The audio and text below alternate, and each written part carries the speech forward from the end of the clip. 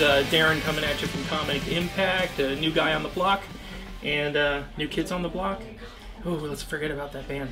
Anyway, coming back at you. Throwback Thursdays, talking about comics. Comics I loved. This was one from, what was it, 1982. Marvel Fanfare. You may not remember that title because it's not around anymore. But at the time, it was a really big deal because it was a Marvel comic printed on slick paper, which nowadays everyone's like, comics printed on slick paper, that's nothing. Well, it was something at the time. And what is the story? The story is one that takes place in the Savage Land, which I love because, number one, what happens in the Savage Land? You got dinosaurs, and so you get an artist drawing dinosaurs.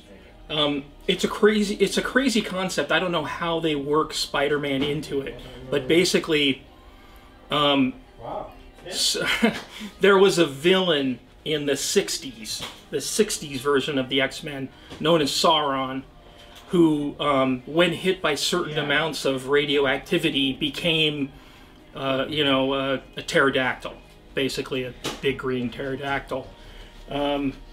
Here he is. Oh yeah, there he is. And so basically, Sauron's girlfriend comes to Warren Worthington III. We can see him with all his feathers here.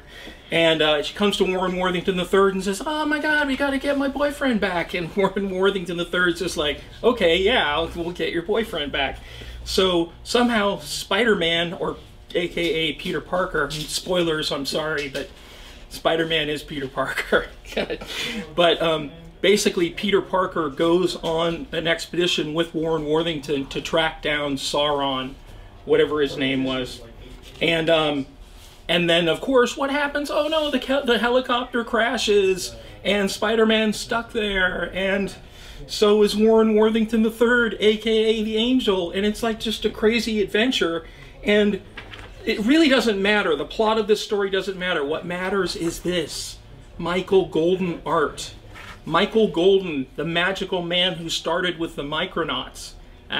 Some people out there are going, "Yeah, I remember the Micronauts. I remember the Micronauts." Well, you should, because the first 12 issues were drawn by possibly the greatest comic artist that ever existed. And he did this first issue of Marvel Fanfare, and he draws the hell out of helicopters, he draws the hell out of Tyrannosaurus Rexes, he draws the hell out of everything, and he even colors it. And it's so amazing that he was only able to complete 2 issues, and he wasn't able to even finish the storyline. So after this issue, there was another one by Michael Golden, and then after that, guess who comes in? Who can follow Michael Golden? Dave Cockrum. Right? Dave Cockrum? I'm just thinking, I mean, no offense, that guy could draw bell bottoms like nobody's business, but he's not Michael Golden. Do you know what I'm saying?